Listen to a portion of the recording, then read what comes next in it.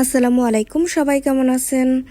আজকে বিকালবেলা রান্না করতে আসছি। প্রচণ্ড পরিমাণে বাতাস, বৃষ্টি আসবে। কালকেও বৃষ্টি আসছিল বিকালবেলা। আমি রান্না করতে আসলেই জানি না কেন বৃষ্টি আসে, সারাদিন পড়ে থাকে।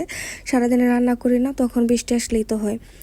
বউ শাশুড়ি মিলে রান্না করতে চলে আসছি। আম্মা আগে থেকেই রান্না করতে এসে গেছে, সে এখানে কচু শাক বসাইছে, সেটা রান্না করতেছিল। আর আমি ঘরে ছিলাম, ঘরে কুড়াবাছা করতেছিলাম, পেঁয়াজ মরিচ করতেছিলাম, তার সাথে মশলা বাটতেছিলাম। এসে দেখি এখানে তেল ছাড়া কচু শাক রান্না করে ফেলছে। তারপর আমি বললাম এখানে তেল দিবে না, সে বলতেছে না দিবে না। তারপরে দিবে আমি বলছিলাম, তারপরে আবার বাগার দিছে হালকা তেলে।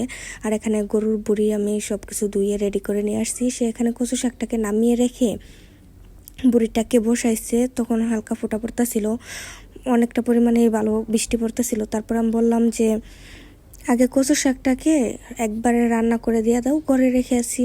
তারপরে এখানে হালকা তেল দিয়ে পেঁয়াজ রসুন হালকা বেজে নিয়েছে। তারপরে এখানে যেহেতু আদা রসুন দিয়েছিল তাই তেলটা দেওয়া হয়েছে, না হলে তেল দিত না।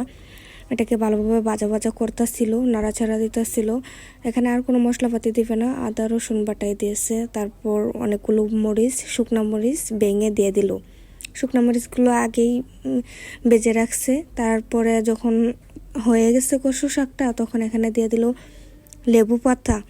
লেবু পাতাগুলো আমি আগে ধুয়ে রেখে দিয়েছিলাম। লেবু পাতাগুলো দিয়ে ভালোভাবে নাড়াচাড়া দিয়ে এখানে এখন নামিয়ে নেবে। তার সাথে এখানে কড়াই বসিয়ে দিলাম চুলাতে। আর এখানে তরকারিতে সব কিছুই দেওয়া হয়ে গেছে। পরে খালি কয়েকটা কাঁচামরিচ দিয়ে দিব। আর আমি এটাকে এখন রান্না করব। আর এখানে কচু শাকটা হয়ে গেছে, নামিয়ে নিয়েছে।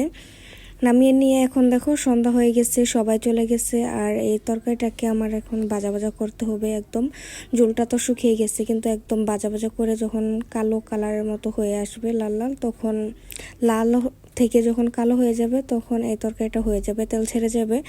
আর এখনও কিছুই হয়নি, তরকারিটা লেগে যাচ্ছে নিচ দিয়ে, তাই আমি বারবার নাড়া দিয়ে দিতেছিলাম। আর এদিকে দেখো রাত হয়ে গেছে, সন্ধ্যার পর সবাই চলে গেছে। এখানে কিন্তু সন্ধ্যার আগে অনেক মানুষজন ছিল, রান্না করছে, তারাও চুলা ডেকে রেখেই গিয়েছে।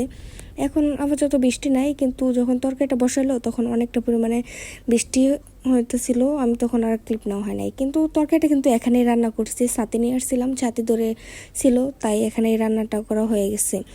আর দেখো আমার কিন্তু আমি ঘরে চলে গিয়েছিলাম, ঘর থেকে আসলাম, তরকারিতে আর কোনো জাল দেইনি, আগুনটা তুলে ফেলছি, একদম অল্প আছে, মানে চুলাতে যেই খড়ির আগুনটা আছে সেটাতেই তরকারিটাকে ভাজা ভাজা হয়ে গেছে। এখন তরকারিটা হয়েই গেছে, আর একটু ভাজা ভাজা হলে তারপর ঘরে নিয়ে চলে যাব। আর এই গরুর বুড়িটা কে কে খেতে পছন্দ করো কমেন্টে জানাবা। আমার শ্বশুর বাড়িতে সবাই এই গরুর বুড়িটা খায়, এমনকি বাবার বাড়িতেও খায়।